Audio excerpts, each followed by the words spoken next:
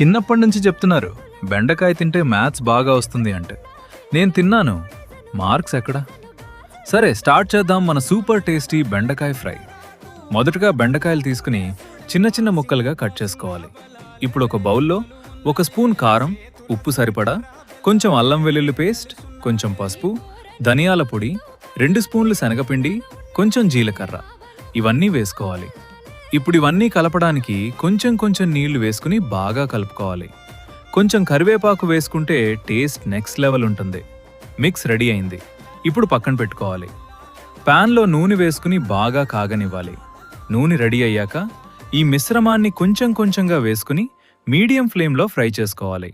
Golden brown colour వచ్చాక క్రిస్పీగా ready అవుతుంది. అంతే, మన సూపర్ టేస్టీ క్రిస్పీ బెండకాయ ఫ్రై రెడీ. రసమైనా సాంబార్ అయినా సూపర్ కాంబినేషన్. ఒక్కసారి ట్రై చేసి చూడండి, ఇంట్లో అందరూ మళ్ళీ మళ్ళీ అడుగుతారు.